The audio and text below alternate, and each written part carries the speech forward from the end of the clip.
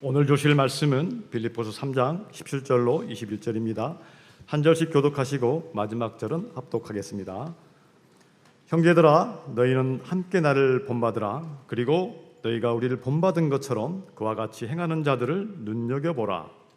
내가 여러 번 너희에게 말하였거니와 이에도 눈물을 흘리며 말하노니 여러 사람들이 그리스도의 십자가의 원수로 행하느니라. 그들의 마침은 멸망이요 그들의 신은 배요 그 영광은 그들의 부끄러움에 있고 땅의 일을 생각하는 자라. 그러나 우리의 시민권은 하늘에 있는지라. 거기로부터 구원하는 자 곧 주 예수 그리스도를 기다리노니. 다 함께요. 그는 만물을 자기에게 복종하게 하실 수 있는 자의 역사로 우리의 낮은 몸을 자기 영광의 몸의 형체와 같이 변하게 하시리라. 아멘. 이제 이경희 목사님께서 서로 본받고 싶은 천국 시민이 됩시다라는 제목으로 말씀 전해주시겠습니다.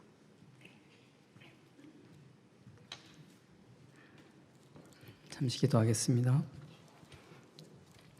주님, 이 시간 인간적인 불필요한 말은 감춰주시고 오직 주님의 뜻만이 온전히 선포되게 하옵시고 성령께서 친히 우리 각자에게 들려주시는 음성을 듣고 순종하게 하옵소서. 예수님의 이름으로 기도드립니다. 아멘. 우리는 누군가를 본받으면서 살기 마련입니다.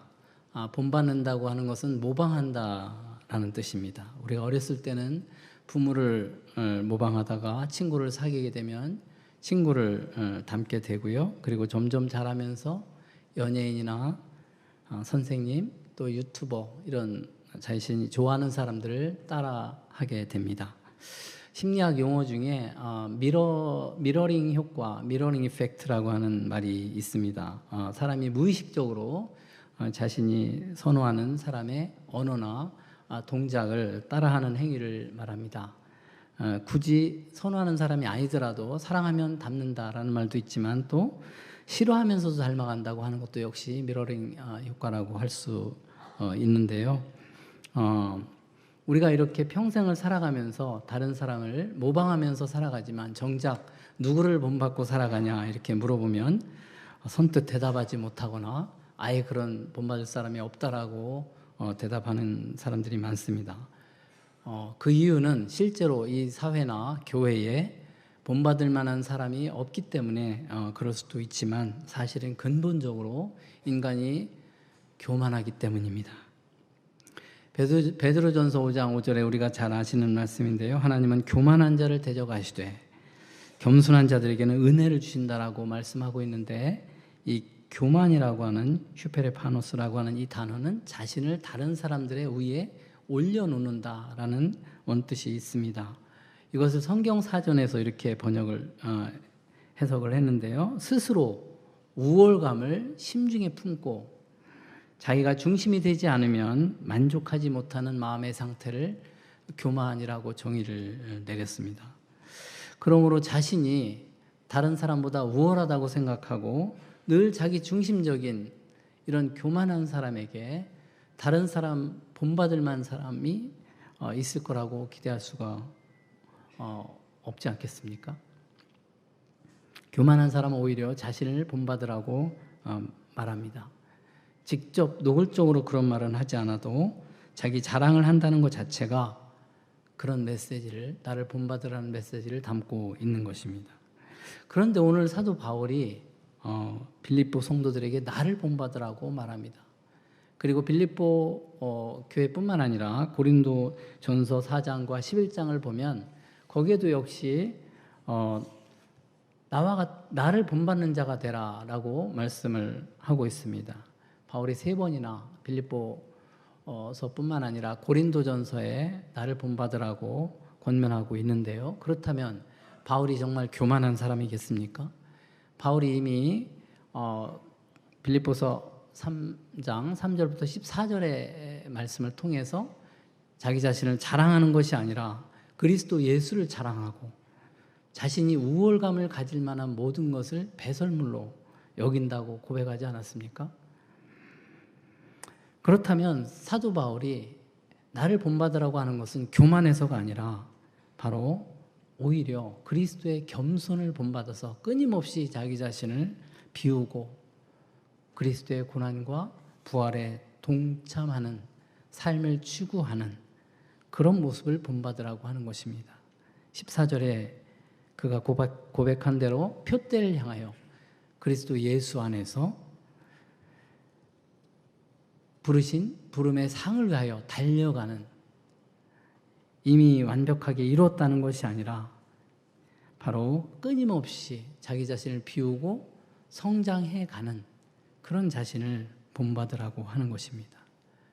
사실 그러한 삶은 사도 바울뿐만 아니라 우리 그리스도의 사랑에 사로잡힌 사람이라면 누구나 다 당연히 추구하는 모습인 것입니다. 물론 열정의 차이나 성숙의 차이나 보여지는 모습의 차이는 있을지는 몰라도 우리가 하나님과 올바른 관계 가운데 있는 사람이라면 바로 그러한 삶을 추구하기 마련입니다. 그렇기 때문에 바울처럼 나를 본받으라고 당당하게 권면하지 않아도 바로 우리 안에 그리스도를 본받는 모습이, 본받을 만한 모습이 있다는 것입니다. 그리스도의 사랑에 사로잡혀 살아가는 사람은 자연스럽게 그리스도의 향기를 풍기게 마련이고 본받을 점이 있게 마련입니다. 고린도서 2장 15절 말씀 보면 우리는 구원받는 자들에게나 망하는 자들에게나 하나님 앞에서 그리스도의 향기니 라고 말씀하고 있듯이 우리는 그리스도의 군사로서 이미 승리한 전쟁에 우리가 승리한 이 승리 행진을 하면서 바로 생명의 복음의 향기를 내뿜는 존재들이 바로 우리 그리스도인입니다. 우리의 정체성은 세상에서 숨길 수 없는 소금과 빛과 같은 존재라고 말하고 있지 않습니까? 물론 우리가 정체성을 상실했을 때 짓밟힌 소금처럼 세상 사람들로부터 짓밟힘을 당하고 그리고 세상 사람들과 다를 바 없는 어둠 속에서 그런 헤매는 삶을 살 수도 있지만 적어도 우리가 그리스도와의 정상적인 관계 가운데 있다면 자연스럽게 그리스도를 본받는 삶을 삶으로써 바로 소금과 빛으로서의 정체성을 드러내게 마련이고 본받을 점이 우리 누구에게나 있는 것입니다. 사도 바울과 같은 걸출한 그런 지도자가 아니더라도 예수님을 진심으로 믿고 따르는 사람에게는 평범해 보이는 우리 성도들에게서도 서로 본받을 점이 있는 것입니다. 사도 바울은 자신만을 본받으라고 하지 않았습니다. 오늘 보면 17절 말씀 같이 읽겠습니다. 형제들아 너희는 함께 나를 본받으라. 그리고 너희가 우리를 본받은 것처럼 그와 같이 행하는 자들을 눈여겨보라. 여기서 함께 본받으라고 하는 것은 개인적인 차원에서 본받는 것을 넘어서 공동체적으로 본받는 것이 이루어져야 한다는 점을 깨우쳐주고 있습니다. 바울이 마치 팬덤을 조장하는 것처럼 그런 말처럼 보일 수 있겠지만 그런 뜻은 아니고 교회가 진정으로 연합하기 위해서는 성도들이 함께 본받을 만한 리더십의 중요성을 일깨워주고 있는 것이 아닌가 생각합니다. 바울과 같은 탁월한 지도자가 아니더라도 우리 교회 공동체에 목사가 아니더라도 본받을 만한 리더십 그룹이 리더 영적 지도자가 필요하다는 것입니다. 바울은 자신만 본받으라고 얘기하지 않고 우리를 본받은 것처럼이라고 얘기하고 있습니다. 우리는 빌립보서 2장에서 얘기했던 에바브로디도와 그리고 디모데를 염두에 둔 것으로 보입니다. 바울은 빌립보 교인들이 자신만이 아니라 이런 다른 동역자들도 본받으라고 권면하고 있는 것입니다.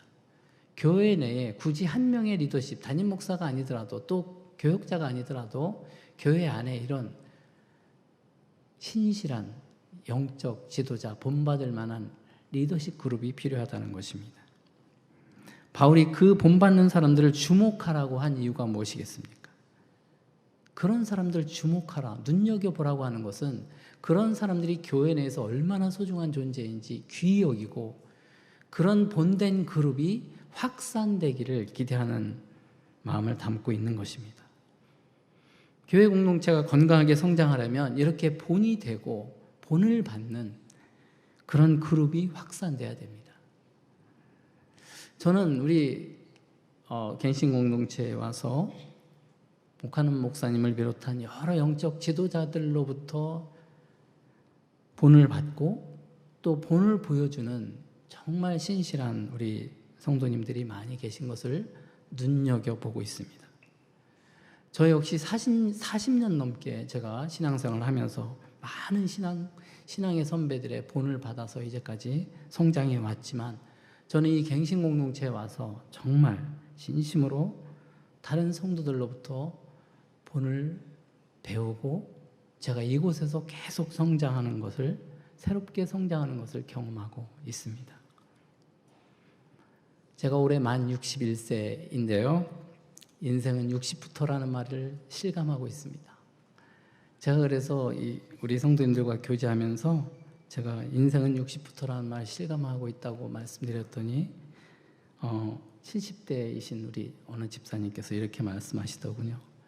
목사님, 인생은 70대부터입니다. 70부터입니다. 너무 듣기가 좋았습니다. 절대로 나이와 상관없이 우리는 언제든지 배우려고만 하면 늘 인생이 새로운 것입니다. 성장해 갈 때 인생도 새로운 것입니다. 저는 목사지만 내가 왜 이걸 이제 깨달았을까? 내가 왜 이걸 느낄까? 하나님을 알아가면 알아갈수록 늘 새롭습니다. 새신자 같습니다. 완벽한 사람은 단 한 사람도 없습니다. 저를 비롯해서 누구도 예외 없이 단점도 많고 실수와 허물도 많고 미성숙한 점이 많습니다. 하지만 서로의 마음 가운데 우리 주님이 계시고 우리 주님께서 성령으로 각 사람 가운데 역사하는 것을 우리가 보고 느낀다면 어떻게 상대방을 무시하고 본받을 점이 없다라고 얘기할 수 있겠습니까? 우리가 서로 본받는다고 하는 것은 나보다 잘난 점을 본받는 것이 아니라 그런 차원이 아니고 우리 가운데 계신 그리스도를 본받는 차원입니다. 우리는 근본적으로 다른 사람을 본받으려고 하지 않습니다. 왜냐하면 우리 스스로 왕이라고 생각하는 그런 교만한 죄성이 있기 때문입니다. 그렇기 때문에 서로 본받는다고 하는 것은 자연스러운 게 아닙니다. 인간적으로는 불가능합니다. 자신의 죄성을 정말 깨달은 사람만이, 용서를 경험한 사람만이, 그리고 끊임없이 자신의 부족을 깨닫는 사람, 하나님의 은혜가 무엇인지를 아는 사람, 그 은혜와 사랑의 이끌림을 받아가는 사람만이 바로 자신뿐만 아니라 다른 사람에게도 동일하게 역사하시는 그 그리스도를 보면서 그렇게 변화되는 것을 보고 그 누구에게로부터도 성도라면 그분으로부터 본을 받을 수 있는 것입니다. 우리 갱신공동체 모든 성도님들이 정말 서로 안에 있는 그리스도를 발견하고 그 안에서 역사하시는 그 주님을 본받음으로써 함께 성장하는 기쁨을 누리시기를 축원합니다. 우리가 그렇지만 엄연히 본받지 말아야 될 대상이 교회에 있습니다. 우리가 좋은 본보기를 따르는 것도 중요하지만 나쁜 본보기를 보고 경각심을 갖는 것도 필요합니다. 오늘 본문 18절 말씀을 같이 읽겠습니다. 내가 여러 번 너희에게 말하였거니와 이제도 눈물을 흘리며 말하노니 여러 사람이 그리스도의 십자가의 원수로 행하느니라. 여기서 언급된 십자가의 원수로 행하는 자들은 바로 이 유대주의자들을 말합니다. 할례를 주장하는 유대주의자들, 음식법에 매달리는 유대주의자들. 오늘날에는 유대주의자들이 교회 내에 없지만 자기 노력으로 하나님 앞에 설 수 있다라고 말하는 사람들이 바로 이런 부류에 속한 사람들이라고 할 수 있을 것입니다. 이런 사람들은 스스로 그리스도인이라고 주장하지만 사실은 그리스도인이 아닙니다. 바울이 왜 이들에 대해서 눈물을 흘리면서까지 말했겠습니까? 이들이야말로 가장 불쌍한 사람들입니다. 구원에 관한 그릇된 교리에 빠진 사람만큼 불쌍한 사람이 없을 것입니다.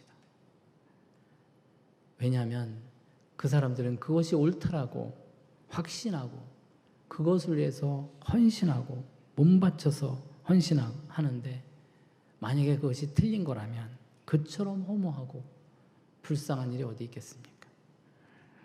사도 바울은 어쩌면 자신의 과거의 모습을 떠올리면서 이들을 바라보면서 안타깝고 불쌍히 여기는 마음으로 눈물을 흘렸을 것입니다. 그들이 불쌍하지만 율법주의적인 사고를 벗어나지 못하고 믿음 플러스 행위, 구원을 주장함으로 인해서 십자가의 복음의 본질을 훼손하는 그들을 결코 용납할 수 없었기 때문에 바울은 단호하게 그리스도의 십자가의 원수들이라고 경계하고 있는 것입니다. 그리스도 안에서 우리가 얼마든지 다름을 수용할 수 있지만 구원의 근본을 무너뜨리는 그런 잘못된 교리에 대해서는 초유의 관용을 베풀어서는 안 되는 것입니다. 바울은 이어지는 말씀을 통해서 유대주의자들의 정체를 구체적으로 드러냅니다. 19절 말씀 같이 읽겠습니다. 그들의 마침은 멸망이요 그들의 신은 배요 그 영광은 그들의 부끄러움에 있고 땅의 일을 생각하는 자라. 네 가지로 특징을 얘기하고 있는데요. 바울은 그 유대주의자들이 그리스도를 믿는다고 하고 다른 사람들보다 자신이 더 잘 믿는다고 주장하지만 결국은 구원을 얻지 못하고 멸망한다라는 점을 지적합니다.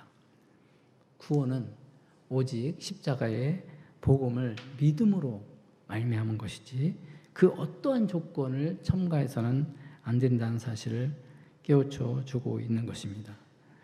그리고 사도 바울은 유대주의자들이 그토록 중요하게 여기는 음식법, 정결 음식법이라고 하는데요. 이 코셔르라고 합니다. 신명기 14장과 레위기 22장에 나오는 그 음식법의 이 영적인 의미를 모르고 바로 물질적인 이 정결 음식법에 집착해서 음식의 소화기관인 이 배를 신처럼 떠받드는 자처럼 행한다고 바울이 조소하고 있는 것입니다. 그들이 그토록 중요하게 여기는 그 정결 음식법이라고 하는 것이 결국은 이 음식을 저장하는 이 배를 떠받드는 행위와 다를 바 없다라고 얘기하고 있는 것입니다. 뿐만 아니라 그 영광은 부끄러움에 있다라고 얘기하고 있는데 이 부끄러운 것은 신체의 부끄러운 부분, 이 할례를 염두에 두고 표현한 것입니다. 할례 받는 것을 그렇게 중요하게 여기고 살아가는 그들이 그 할례를 영광으로 삼았다는 거예요. 주객이 본말이 전도가 된 거죠. 할례를 영광으로 삼는 그 율법주의자들의 모습을 또한 조소하고 있는 것입니다. 이처럼 율법의 본질을 놓치고 잘못된 교리에 빠지게 되면 음식이나 할례와 같은 비본질적인 것에 집착하는 우를 범하게 되는 것입니다. 우리 역시 마찬가지입니다. 우리도 혹시 복음의 본질이 아닌 다른 것을 고집하고 집착하고 있기 때문에 교회 공동체의 하나됨을 깨뜨리고 있지는 않습니까? 바울은 유대주의자들이 땅을 생각하는 자들이라고 또한 얘기합니다. 땅의 일을 생각하는 자들. 이 땅의 일이라고 하는 것은 하늘과 대비되는 표현입니다. 타락한 인간들이 자기 욕심대로 마음껏 원하는 것을 추구하는 그런 것들을 땅의 일이라고 얘기하고 있습니다. 우리가 유대주의자 같은 똑같은 모습은 아니라 할지라도 신앙생활을 하면서 자신도 모르게 율법주의적인 종교생활을 하게 되면 겉으로는 종교적인 열심은 있지만 실제로는 세속적인 다른 세상적인 사람들과 전혀 다를 바 없는 그런 삶을 살아갈 수도 있다는 것입니다. 바울은 절대로 이들을 본받지 말라고 경고하고 있는 것입니다. 그리고 20절에 땅의 일과 대비되는 하늘의 일을 생각하는 자들에 대해서 말씀합니다. 20절 말씀 같이 읽겠습니다. 그러나 우리의 시민권은 하늘에 있는지라 거기로부터 구원하는 자 곧 주 예수 그리스도를 기다리노니. 여기서 시민권으로 번역된 이 폴리튜마라고 하는 이 단어는요, 단순히 시민권, 시티즌십의 개념보다 훨씬 더 넓고 포괄적인 그런 개념입니다. 나라, 국가, 정부라는 뜻입니다. 빌립보 성도들이 로마 식민지인 빌립보에서 살면서 로마 시민권을 갖고 있는 것에 대해서 자랑스럽게 여기고 있지만, 바울은 바로 그리스도를 믿는 성도라면 누구나 하늘나라의 백성임을 깨우쳐주고 있는 것입니다. 그 하늘나라의 백성인 사람들은, 예수를 믿는 그리스도인은 바로 그 하늘나라로부터 구원하는 자, 곧 우리 주 예수 그리스도의 재림을 기다리면서 살아간다는 것입니다. 여기서 기다린다라는 것은 우리가 이 또한 지나가리라 꾹 참고 시간을 보내는 것이 아니라 정말 간절한 소망을 가지고 기다린다는 그런 뜻입니다. 우리가 간절한 소망을 가지고 무엇을 기다린다고요? 구원자이신 주 예수 그리스도.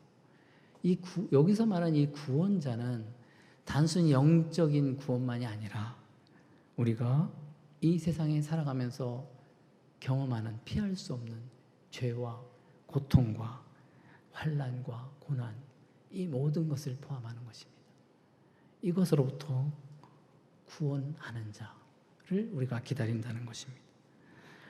이 세상은 아무리 살기 좋아도, 아무리 편안하고 살기 좋은 것처럼 보여도 영원한 우리 안식처가 될 수 없고 만족할 만한 곳이 못 됩니다. 제가 최근에 다른 교회 다니는 한 청년과 교제하면서 정말 신선한 충격을 받았습니다. 20대 후반인 그 청년은 유학 갔다 와서 곧바로 취직하고 직장에서 열심히 일해서 인정받는 그런 청년입니다. 뿐만 아니라 교회에서 성경 공부도 열심히 하고 또 반주도 하고 찬양팀 반주도 하고 또 고등부 교사도 하면서 교회 봉사도 열심히 합니다. 그리고 시간만 나면 친구들과 어울리면서 해외여행을 자주 다니면서 정말 누리는 청년입니다. 근데 교제하던 중에 그런 고백을 합니다. 저는 세상에 미련이 없어요. 저는 이 말을 듣고 너무 충격을 받아서 혹시나 남모를 그럴 고민이나 혹시 고충이 있나, 혹시 우울증에 빠지진 않나 조심스럽게 염려스러워서 물었습니다. 왜 그런 말을 하느냐? 그랬더니 이렇게 곧바로 몇 초 걸리지도 않고 이 세상에서 아무리 잘 지내도 천국만 하겠어요? 그 대답하는 그 눈빛과 표정 속에서 저는 그 대답이 그런 형식적인 답변이 아니라 정말 마음에서 우러나오는 그런 진정성을 느낄 수가 있었습니다. 그래서 저도 모르게 You are a real Christian. 절대 어려운 영어가 아니기 때문에 제가 그냥 터져 나오더라고요. 그래, 너야말로 진짜 크리스찬이다. 너무 기쁘고 감동을 받아서. 그렇습니다. 사랑하는 여러분, 우리가 이 세상에서 나름대로 정말 잘 나가고 잘 사는 것처럼 보일 수 있습니다. 그렇지만 아무리 그래 보여도 정말 우리가 앞으로 장차 누릴 영원한 천국에 비하면 아무것도 아니라는 것입니다. 베드로전서 2장 11절 말씀대로 우리의 정체성은 이 땅에서는 외국인이요 거류민이요 바로 나그네임을 잊지 말아야 됩니다. 우리가 이 세상에 살아가면서 성령 안에서 누리는 것들이 있습니다. 근데 그것은 우리가 장차 영원한 하나님 나라에서 누릴 것들의 맛보기에 불과한 것입니다. 물론 맛을 보아야지 천국을 소망하게 되는 것입니다. 이 땅에서. 우리가 이 땅에서 하나님의 통치를 경험하고 하나님 나라를 경험하지만 완전하지 않기 때문에 우리가 동시에 이 땅에서 천국을 경험하면서 동시에 우리가 믿음을 갖고 있다는 이유로 겪지 않아도 될 고난을 경험하고 또 우리의 연약함 때문에 죄에 넘어 쓰러지기도 하고 또 우리의 육체의 여러 가지 질병이나 이런 육체적인 질병 때문에 연약함 때문에 고통을 겪지 않습니까? 벗어날 수가 없지 않습니까? 그렇기 때문에 우리가 하늘로부터 오는 그 완전한 구원을 기다리는 것 아니겠습니까? 그게 바로 저와 여러분의 소망 아니겠습니까? 그렇다면 그리스도께서 다시 오실 때 우리에게 어떤 일이 벌어지는 것입니까? 21절 말씀 같이 읽겠습니다. 그는 만물을 자기에게 복종하게 하실 수 있는 자의 역사로 우리의 낮은 몸을 자기의 영광의 몸의 형체와 같이 변하게 하시리라. 이 낮은 몸이라고 하는 것은 비천한 몸이라는 뜻인데 우리의 이 육체적인 몸을 비하하는 그런 표현이 아닙니다. 우리의 몸이 약하고 병들고 죄에 물들기 쉽고 유혹에 잘 넘어지고 결국 죽을 수밖에 없고 썩을 수밖에 없는 그런 유한한 몸을 표현하는 것입니다. 그런데 우리의 이런 낮은 몸을 그리스도의 영광의 몸의 형체와 같이 변화시킬 것이라고 말합니다. 영광의 몸은 그리스도께서 부활하신 몸, 그 부활체를 말씀합니다. 우리 성도들이 장차 부활할 때 바로 이와 같은 그리스도의 부활체와 같은 몸을 입는다는 것입니다. 우리의 부활의 몸과 그리스도의 부활의 몸에 동질성이 있다는 사실이 너무나 놀랍고 영광스럽지 않습니까? 정말 우리가 장차 이렇게 부활하게 될 것을 사모하십니까? 부활장이라고 일컬어지는 고린도전서 15장 말씀을 쭉 읽어보면 정말 우리가 장차 우리가 어떤 몸으로 변화될 것인가를 읽어보면 그 몸은 다시는 죄에 짓지 않는 몸, 다시는 병들지 않는 몸, 다시는 죽지 않는 몸, 강한 몸, 우리의 마음의 소원을 따라 행하게 하는 몸. 우리는 마음은 원이로되 행치 못하는 경우가 얼마나 많습니까? 근데 우리의 마음의 선한 소원을 따라, 나쁜 소원이 아니라 선한 소원을 따라 살아갈 수 있는 몸으로 완전히 영화롭게 된 몸을 말합니다. 저는 이 말씀을 준비하면서 정말 이 시간에도 병고에 시달려서 신음하는 우리 환우들 생각하게 됩니다. 우리는 누구나 다 크고 작은 질병을 몸에 안고 살아가면서 이 세상에서 얼마나 고통스럽게 삶의 질이 떨어진 채 살아가는지 모릅니다. 그런 분들을 대할 때마다 저는 마음이 참 미어집니다. 어찌할 줄 모릅니다. 그렇지만 이 말씀을 통해서 소망을 얻으시길 바랍니다. 우리에겐 소망이 있습니다. 이 땅에서 이런 몸이 전부가 아닙니다. 그리고 우리가 살아가면서 끊임없이 자신의 연약함 때문에 실패하고 넘어지고 좌절하는 우리 성도님들 많이 있는 줄 압니다. 그렇지만 다시 일어날 이유가 있습니다. 우리에게 소망이 있기 때문에 다시 힘이 생기는 것입니다. 제가 지난주에 우연히 길 가다가 hope is power라는 단어가 눈에 확 띄더라고요. 소망이 힘입니다 라고 하는 마케팅 문구인 것 같지만 성경적으로 보면 정말 우리가 하나님께 소망을 갖고 있는 것이 힘입니다. 살아갈 힘입니다. 이런 소망을 가진 사람들은 정말 세상 사람들과는 구별된 삶을 살아갈 수 있는 힘을 얻게 되고 그리고 그러한 구별된 삶을 살아감으로 말미암아 다른 비그리스도인들의 호기심을 유발시킵니다. 베드로전서 3장 15절 말씀 같이 읽겠습니다. 너희 마음에 그리스도를 주로 삼아 거룩하게 하고 너희 속에 있는 소망에 관한 이유를 묻는 자에게는 대답할 것을 항상 준비하되 온유와 두려움으로 하고. 한때 제가 신앙생활 한참 배우고 성장할 때 이런 말이 유행했습니다. 사람 보고 교회 다니지 말고 하나님 보고 교회 다니세요. 이 말을 처음 들었을 때 너무 신선해가지고 저도 그런 말을 많이 했었던 기억이 납니다. 많은 사람의 공감을 불러일으켰습니다. 그렇지만요, 갈수록 교회가 사회적인 지탄의 대상이 되고 교인 수가 점점 줄어들면서 가난한 성도가 늘어나고 있는 이런 상황 속에서 과연 사람 보지 말고 하나님 보고 교회 다니세요라고 하는 말이 설득력이 있겠습니까? 우리가 천국 백성답게 이 땅에서 그리스도의 통치를 경험하면서 장차 우리를 완전하게 변화시켜 주실 우리 주님을 소망하면서 구별된 삶을 살 때 비그리스도인들이 호기심을 가지고 다가와서 이렇게 질문할 겁니다.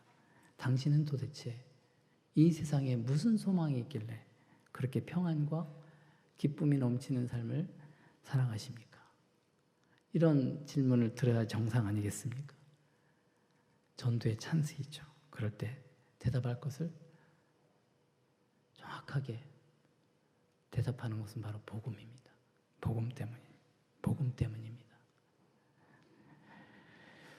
가난한 성도들이 다시 교회에 돌아오게 할 수 있는 것이 바로 이러한 모습을 우리가 추구하는 것이라 생각됩니다.